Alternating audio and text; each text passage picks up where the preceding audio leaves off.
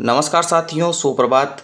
Morning time है और यह मैं वीडियो रिकॉर्ड कर रहा हूँ स्कूल जाने से पहले। तो इस वीडियो में हम जानकारी लेने वाले हैं कि एचसीएफ और एलसीएम कैसे ज्ञात किया जाता है। हमारी यूनिट 3 चल रही है जिसका यह तीसरा वीडियो है और इसमें हम बात कर रहे हैं उन प्रश्नों को लेकर जो एग्ज़ाम में पूछे गए हैं, उनको कैसे ज्ञात किया जाता है और कौन कौन से महत्वपूर्ण प्रश्न हैं जो आपको पढ़कर जाना चाहिए इस बिंदु में से। तो उसके बारे में चर्चा करते हैं। यदि हमारे पास प्रश्न ऐसा पूछा जाए जिसमें आपको संख्याएं देकर कहे कि बताओ उसका एचसीएफ बोले तो महत्तम समावर्तक और लघुत्तम समावर्तक ज्ञात करना हो एक ही प्रश्न में, तो हमें सबसे पहले अलग अलग अभाज्य गुणनखंड ट्राई करना है। एचसीएफ तो अलग अलग अभाज्य गुणनखंड से ही किया जाता है, किंतु अगर केवल एलसीएम का प्रश्न हो तो हम इस प्रकार से उसको हल कर सकते हैं जहां सभी का अभाज्य गुणनखंड एक साथ ज्ञात किया जाता है। जबकि ऐसा प्रश्न जिसमें एलसीएम और एचसीएफ साथ में पूछे, उन दोनों में याद रखना है अलग अलग प्रकार का अलग अलग तरीके से हमें अभाज्य गुणनखंड निकालना है, फिर उनसे हमें एलसीएम और एचसीएफ दोनों ज्ञात हो जाएंगे। तो हम प्रश्न को पढ़ते हैं, शुरुआत करते हैं एग्ज़ाम 2019 में आए हुए प्रश्न से। हमारे पास प्रश्न है कि बताइए 12 और 42 का एचसीएफ और एलसीएम क्या है। तो सबसे पहले हमने 12 के अभाज्य गुणनखंड निकाले। अब मुझे उम्मीद है कि आपको ये गुणनखंड करना आता होगा। इसमें एक सिंपल सा काम होता है कि सबसे छोटी अभाज्य संख्या होती है 2, फिर उससे बड़ी अभाज्य संख्या है 3, फिर उससे बड़ी संख्या अभाज्य संख्या है 5, फिर हैं 7, फिर आपके हैं 11, फिर 13, फिर 17। इनका भाग देना होता है। तो जब तक सम संख्या आएगी तब तक 2 का भाग देना है। फिर ऐसी संख्या जो 3 से कटती है फिर वहाँ 3 का भाग देना है। ऐसी संख्या जो 5 से कटती है उसमें 5 का भाग देना है। ऐसी संख्या जो 7 से कटती है वहाँ 7 का भाग देना है। और याद रखना है कि अगर मान लो ऐसी संख्या आ जाए जिसमें 5 और 3 दोनों का भाग जाता है तो हम हमेशा पहले 3 का भाग देंगे, क्योंकि यहाँ आरोही क्रम फॉलो किया जाता है। और अगर मान लो ऐसी संख्या फंस जाए जहाँ पे 3 और 7 दोनों में से एक का भाग देना हो तो हम हमेशा 3 का भाग देंगे, न कि 7 का। फिर बाद में 7 का भाग देंगे। और अगर मान लो ऐसी संख्या आ जाए जहाँ 5 और 7 दोनों का भाग जा रहा हो तो हम 5 का भाग देंगे पहले, न कि 7 का। तो इस क्रम को हमें याद रखना है। शुरुआत करते हैं 12 में भाग देने को लेकर। अब आपको पता है कि 12 में भाग 3 का भी जाता है और 2 का भी जाता है और दोनों ये अभाज्य संख्या हैं। तो हमें पता है कि छोटी संख्या का भाग देना है, तो छोटी संख्या 3 और 2 में से 2 है। तो 2 का भाग हमने 12 में दिया तो 6 बार गया। फिर 6 में भी 2 का भाग भी जाता है और 3 का भाग भी जाता है। तो हमें पता है कि हम छोटी संख्या का भाग देंगे। तो छोटी संख्या 2 का भाग दिया तो कितना आ गया 3। अब 3 में 3 के अलावा और का भाग नहीं जाता, इसलिए हमने दे दिया 3 का भाग और यहाँ आ गया हमारे पास 1। तो 12 के कितने टुकड़े निकले 3। 2 इंटू 2 इंटू 3, तो इनको कहा जाता है अभाज्य गुणनखंड। अब हम देखते हैं 42 के। देखो 42 के टुकड़े कैसे होंगे। सबसे पहले हमें भाग देना है कि अगर कोई भी सम संख्या हो तो 2 का भाग दे दें, और जैसे ही विषम संख्या आ जाए तो फिर हमें 3, 5 और 7 इनका भाग देके देखना है। तो 21 में 3 का भाग जा रहा है, कितनी बार जाएगा 7 बार। फिर 7 में 7 का भाग दिया, कितनी बार जाएगा 1 बार। यानी कि 42 के टुकड़े निकले 2 इंटू 3 इंटू 7। अब हमें निकालना है कि 12 और 42 का एचसीएफ क्या होगा। तो ध्यान देना है आपको, जब भी ऐसा प्रश्न पूछे तो आपको याद रखना है कि सबसे पहले आप उभयनिष्ठ जो है टुकड़े ढूंढे, उभयनिष्ठ गुणनखंड देखें। तो इसके लिए हमें क्या करना है, उभयनिष्ठ गुणनखंड देखने हैं। तो देखिए 2 यहाँ दे रखा है और 2 यहाँ दे रखा है, दोनों तरफ 2 का प्रयोग किया गया है। तो हमने यहाँ 2 को ले लिया एचसीएफ ज्ञात करते समय। 3 इधर भी दे रखा है टुकड़ों के रूप में और 3 यहाँ भी दे रखा है, तो हमने यहाँ 3 को भी ले लिया टुकड़ों के रूप में। तो हमारा एचसीएफ कितना निकला, तो हमारा एचसीएफ निकल के आया है 2 इंटू 3 बराबर 6। हमने न तो इस 2 को लिया है और न इस 7 को। क्यों? क्योंकि न तो इस 7 का कोई जोड़ी बंधु है और न इस 2 का कोई जोड़ी बंधु यहाँ, यानी कि जुड़वा या उसके साथ आने वाला कोई जोड़ी में कोई नहीं है। तो इसलिए ये 2 का कोई जोड़ नहीं बन पाया है और यहाँ भी इसकी जोड़ी नहीं बन पाई है, इसको यहाँ नहीं लेंगे। किंतु यही प्रश्न अगर हमें एलसीएम के ज्ञात करना हो, एलसीएम में, तो एलसीएम में देखो क्या होता है जब भी हम एलसीएम ज्ञात करते हैं तो हमें सबसे पहले तो ये देखना है कि किस किस का जोड़ा बन रहा है। तो हमने कहा इस 2 का जोड़ा इस 2 के साथ बन गया, फिर इस 3 का जोड़ा इस 3 के साथ बन गया, तो दोनों को तो ले लिया। पर इसमें एक और बात होती है कि जिसका जोड़ा नहीं भी बना है ना, उनको भी यहाँ साथ में लेना होता है। जैसे ये 2 और 7 बच गए थे पहले, तो इनको भी हम यहाँ इंक्लूड कर लेंगे। तो इस प्रकार हम जो है एलसीएम ज्ञात कर लेंगे कि पहले जो कॉमन हैं उनमें से एक एक संख्या को ले लेंगे, और फिर जो कॉमन नहीं आ रहे हैं उनमें उन दोनों संख्याओं को या दी गई संख्याओं को ले लेंगे। तो इस प्रकार जब हम इनको गुणा करेंगे आपस में 2 × 3 × 2 × 7 को, तो हमारे पास 84 बोले तो 84 आएगा। तो इस प्रकार हम एलसीएम और एचसीएफ एक ही प्रश्न में दिए जाने के बाद ज्ञात करते हैं। अब हमारे पास 2015 में भी प्रश्न आया था कि बताइए 30, 45, 75 इनका एलसीएम बोले तो लघुत्तम समापवर्ती ज्ञात करो। अब ये 2 नंबर का प्रश्न आता है, तो इसमें आपको क्या करना है कि एक साथ सभी के क्या करने हैं, अभाज्य गुणनखंड निकालने हैं। तो आपको अभी मैंने सिखाया है कि किस प्रकार से अभाज्य गुणनखंड निकालना है। तो जब हम अभाज्य गुणनखंड से इनके टुकड़े प्राप्त कर लेंगे तो इन टुकड़ों को आपस में गुणा कर देंगे, तो यही आपका क्या होता है, एलसीएम होता है। ऊपर वाले प्रश्न में क्या था कि अलग अलग 2 संख्याओं के टुकड़े थे, तो वहाँ हमें पहले तो कॉमन देखना पड़ा एलसीएम निकालने के लिए, और फिर जो कॉमन नहीं था उनको भी लेना पड़ा। किंतु यहाँ ऐसा कोई हमारे पास प्रश्न में नहीं था, हमें एचसीएफ नहीं ज्ञात करना था, इसलिए हमने सभी को एक साथ लेकर उनका अभाज्य गुणनखंड निकाला और उन टुकड़ों को आपस में गुणा करते हमारे पास क्या आ गया, लघुत्तम समापवर्ती आ गया। आई होप आपको ये कॉन्सेप्ट समझ में आ गया होगा। 1-2 प्रश्न और करेंगे तो आपको इन चीज़ों के भी जो है चीज़ें समझ में आने लग जाएगी। अब हमारे पास एग्जाम 2019 में एमसीक्यू के रूप में पूछा गया था कि संख्या 12 के गुणनखंड क्या होंगे। तो हमें गुणनखंड निकालने हैं। सबसे पहले हमने 12 में 2 का भाग दिया 6 बार, 6 में 2 का भाग दिया 3 बार, और 3 में 3 का भाग दिया 1 बार जाएगा। तो इसका टुकड़ा क्या बना, 2 × 2 × 3। अब यहाँ 2 × 2 × 3 नहीं दे रखा है, यहाँ भी नहीं दे रखा है, यहाँ भी नहीं दे रखा है, और इसमें दे रखा है 2 × 2 × 3।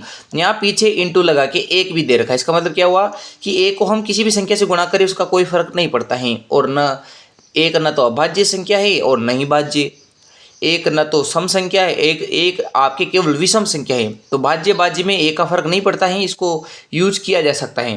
तो हमारे पास टुकड़े कितने निकले, 2 × 2 × 3। अब हम बढ़ते हैं 2016 वाले प्रश्न के ऊपर। उसमें भी आपसे पूछा गया था कि 18 और 27 का महत्तम समापवर्तक बोले तो एचसीएफ निकालना है। तो मैंने आपसे कहा था कि जब भी एचसीएफ का प्रश्न आए तो हमें संख्याओं को अलग अलग करके फिर उनका अभाज्य गुणनखंड निकालना है। तो जब हमने 18 का अभाज्य गुणनखंड निकाला तो हमारे पास 2 × 3 × 3 आया, और जब हमने 27 का निकाला तो हमारे पास 3 × 3 × 3 आया। और मैंने आपको कहा कि यदि हमें एचसीएफ ज्ञात करना होता है तो केवल हम कॉमन पार्ट देखते हैं। तो इस 3 का जोड़ा इस 3 के साथ बिठा दिया तो 1 3 तो हमने यहाँ ले लिया, और इस 3 का जोड़ा इसके साथ बिठा दिया तो 1 3 यहाँ ले लिया। यानी कि अगर 2 जोड़े बने हैं तो दोनों में से एक एक संख्याओं को लेकर आपस में गुणा कर लेंगे। तो हमारे पास एचसीएफ कितना निकला, 9 निकला है। अब देखिए यहाँ 2 का भी कोई जोड़ा नहीं बन पा रहा था और यहाँ 3 का भी कोई जोड़ा नहीं बन पा रहा था, इसलिए इन संख्याओं को हमने नहीं लिया है। तो जो कॉमन पार्ट होता है उभयनिष्ठ, उसे ही हम क्या है एचसीएफ में शामिल करते हैं। और अगर हमें एचसीएफ की जगह एलसीएम निकालना होता है तो पहले हम कॉमन पार्ट को लेते हैं, फिर जो बची हुई संख्या होती है जोड़े में नहीं आई उनको भी ले लेते हैं। अब बढ़ते हैं अगले प्रश्न की ओर। 2017 में पूछा गया था कि 24 और 36 का एचसीएफ निकालिए। तो उसको भी वैसे निकालेंगे। सबसे पहले हमें 24 और 36 के टुकड़े निकालने हैं। तो हमारे पास टुकड़े निकले हैं ये वाले, और इनमें से कॉमन पार्ट को देखेंगे। तो सबसे पहले हमने इस 2 का इस 2 के साथ जोड़ा बिठा दिया, एक यहाँ 2 ले लिया, और यहाँ इस 2 के जोड़े में से एक बार और 2 ले लिया, और 3 का एक जोड़ा बैठ गया तो यहाँ से 3 ले लिया। तो जब हमने जोड़ों में से संख्याएं ली, आपस में गुणा की, तो हमारे पास आंसर आया है 12। तो हमने इसका आंसर लगा दिया 12। अब इस 2 का भी कोई जोड़ा नहीं बैठ रहा है, इस 3 का भी कोई जोड़ा नहीं बैठ रहा है, इसलिए इनको नहीं लेंगे। तो समझ गए होंगे आपकी किस प्रकार से एचसीएफ ज्ञात किया जाता है। एक और प्रश्न है 2018 में आया हुआ, इसमें 18, 27 और 36 का एचसीएफ निकालना है। तो सबसे पहले संख्याओं को अलग अलग करके उनके टुकड़े निकालेंगे, फिर उनमें से कॉमन पार्ट को हम लेंगे। जैसे 3 3 का जो है यहाँ 2 जोड़े बन रहे हैं, तो हमने 3 और 3 के एक एक संख्या निकाली है, और 3 × 3 कितना होता है 9। तो अतः इनका एचसीएफ क्या हो जाएगा, 9 हो जाएगा। अब बढ़ते हैं अगले प्रश्न की ओर। 2023 में प्रश्न आया था कि एक संख्या ये वाली है और दूसरी संख्या ये वाली है तो उनका गुणनफल ज्ञात करें। और 2 नंबर का प्रश्न था, तो आपको कुछ भी नहीं करना है। जब भी गुणनफल की बात करें यानी गुणा करने की बात करें तो हमें पता है जब हम a को b से गुणा करेंगे तो a इंटू बी उसका आंसर होगा। तो हमने पूरी संख्या को दूसरी संख्या से गुणा कर दिया, तो हमारे पास गुणा करने के बाद यह संख्या आई है। तो हमें केवल गुणा करने के लिए एक प्रश्न दिया गया था 2 नंबर का। तो ऐसे प्रश्न आए तो आप घबराना नहीं, आसानी से गुणनफल भी ज्ञात कर सकते हैं। गुणनखंड निकालना तो आपको मैंने आगे बता दिया है कि आप गुणनखंड विधि का प्रयोग करते हुए ऐसे करके आसानी से गुणनखंड निकाल सकते हैं, जबकि गुणनफल तो हम गुणा करके आसानी से निकाल पाते हैं। अब बढ़ते हैं अगले प्रश्न की ओर। अगला प्रश्न हमारा 2024 में पूछा गया है, पिछले वर्ष की 27 और 36 का एचसीएफ ज्ञात कीजिए। तो बहुत आसान है, दोनों को अलग अलग करके टुकड़े निकालेंगे और उन टुकड़ों में से जो जो कॉमन हैं उनको एक एक बार ले लेंगे। जैसे 3 और 3 का एक जोड़ा यहाँ है तो यहाँ से एक 3 ले लिया, और 3 और 3 का एक जोड़ा यहाँ है तो यहाँ से भी एक 3 ले लिया, तो 3 इंटू 3 कितना हो गया, 9 हो गया। तो इस प्रकार हम प्रश्नों को हल करते हैं। 2024 में एक 6 नंबर का प्रश्न पूछा गया था और काफ़ी अच्छा प्रश्न मैं इसे मानता हूँ। प्रश्न क्या है कि विद्यालय की 3 कक्षाएं हैं जिनमें क्रमशः 24, 36 और 60 छात्राएं हैं, और इन छात्राओं की संख्याओं को हमें समान रखना है कक्षावार और उनको एक कतार में खड़ा करना है। यानी कि हमें कतारें बनानी हैं और उनकी संख्या भी समान रखना है, यानी प्रत्येक कतार में बराबर छात्राएं होनी चाहिए। अब बताओ कि एक कतार में हम अधिकतम कितनी लड़कियां खड़ा करेंगे। तो सबसे पहले हमें कतारों की संख्या निकालनी पड़ेगी और फिर हम ये बता पाएंगे कि टोटल एक कतार में कितनी लड़कियां खड़ी होगी। तो इसके लिए हमें क्या करना होगा, हमें दिए गए प्रश्न में लिखना होगा कि हमारे पास ये छात्राएं हैं 3 कक्षाओं में। तो हमें प्रश्नानुसार कहा गया है कि छात्राओं की संख्या समान होनी चाहिए। इसके लिए हमें सबसे पहले 24, 36 और जो 60 हैं इनका एचसीएफ निकालना पड़ेगा, ताकि हमें न्यूनतम कतारों की संख्या पता लग सके और फिर जिनसे हम अधिकतम छात्राओं की संख्या ज्ञात कर सकते हैं। कैसे, तो देखते हैं। सबसे पहले हम एचसीएफ निकालेंगे 24, 36 और 60 का। तो ये हम निकाल रहे हैं। इसमें आप देख रहे हो कि 24 के टुकड़े ये हैं, 36 के टुकड़े ये हैं और 60 के टुकड़े ये हैं। तो हम कॉमन पार्ट देखते हैं, 2 यहाँ भी हैं, 2 यहाँ भी हैं, तो 2 यहाँ भी हैं। फिर ऐसे देखिए, 2 यहाँ भी हैं, 2 यहाँ भी हैं, 2 यहाँ भी हैं, 3 इसमें भी हैं, 3 इसमें भी हैं और 3 इसमें भी हैं। यानी हमारे पास 3 जोड़े बने हैं उभयनिष्ठ गुणनखंडों के, 2 इंटू 2 इंटू 3। तो हमें इनको गुणा करना है, तो हमारा एचसीएफ कितना आ जाएगा, 12। और ये जो एचसीएफ 12 निकला है तो हमारे पास न्यूनतम 12 कतारें होंगी, यानी कि 3 कक्षाओं की 12 कतारें बनानी पड़ेगी और फिर 12 कतारों में कितने कितने छात्राएं होंगी, अब हम उसे देखते हैं। अब देखिए, यदि आपको अधिकतम छात्राएं निकालनी हो तो कैसे निकालेंगे, पहले तो कुल छात्राएं निकालें जो आपको दी गई हैं और फिर आप एचसीएफ का उसमें भाग दे दें, तो आपका अधिकतम एक कतार में कितनी लड़कियां खड़ी होगी आपको पता लग जाएगा। देखिए पूरी लड़कियां कितनी हैं, तो एक कक्षा में 24 हैं, दूसरी में 36, तीसरी में 60 हैं, तो हमारे पास 120 आ गया। और एचसीएफ कितना है, 12। तो 12 का भाग जब 120 में दिया तो प्रत्येक कतार में हमारे पास अधिकतम 10 लड़कियां खड़ी हो पाएंगी। तो यह इस प्रश्न का सही उत्तर हो जाएगा। अब बढ़ते हैं ऐसे प्रश्नों की ओर जो अभी तक तो नहीं आए हैं किंतु पूछने योग्य हैं। जैसे अगर कोई घात वाले प्रश्न ऐसे करके आपको दे दे तो बताओ उनका एलसीएम एचसीएफ कैसे याद करोगे। तो यहाँ भी बहुत सिंपल सा कॉन्सेप्ट है। सबसे पहले हमें संख्याओं को लिख लेना है जो हमें गुणा के रूप में दी गई हैं। फिर ये देखना है कि जो एक ही संख्या के आपको टुकड़े दे रखे हैं उन टुकड़ों में सबसे छोटी घात कौन सी है, अगर आपको एचसीएफ ज्ञात करना है। तो देखो एचसीएफ में तो कुछ सीधी सी बात है कि जो कॉमन है यानी जो तीनों जगह या दोनों जगह जो आती हैं वही संख्या का जोड़ा बन पाता है। जैसे हमारे पास एक जोड़ा बन पाया है 2 का, इसमें घातें अलग अलग है तो घातों को देखते हैं। जैसे एक घातांक है 3, एक है 5 और एक है 2। अब इनमें से सबसे छोटी घातांक कौन सी है, 2 वाली। तो एचसीएफ ज्ञात करते समय एक संख्या की सबसे छोटी घातांक का हम प्रयोग करते हैं। तो यहाँ हमने घातांक का प्रयोग किया है सबसे छोटी 2 इंटू 2। ऐसे हमने देखा कि 3 भी तीनों जगह आ रहा है तो इनमें सबसे छोटी घातांक कौन सी है, ये वाली। तो 3 का भी हमने ये वाला घातांक ले लिया है। किंतु देखिए 5 यहाँ और यहाँ है, इस वाले में नहीं आ रहा है तो 5 भी यहाँ कॉमन नहीं है। 7 यहाँ आ रहा है किंतु ऊपर और नीचे नहीं आ रहा है।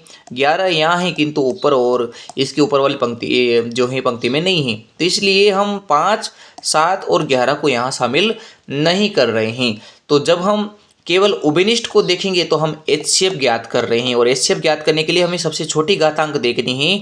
तो 2 की तो सबसे छोटी घातांक है 2 की घात 2, तो 3 की सबसे छोटी घातांक है 3 की घात 3, और जब हमने इसका गुणा किया तो हमारे पास आंसर निकल के आया है 36। या आप डायरेक्ट इतना भी लिख सकते हैं, ये भी आंसर होगा।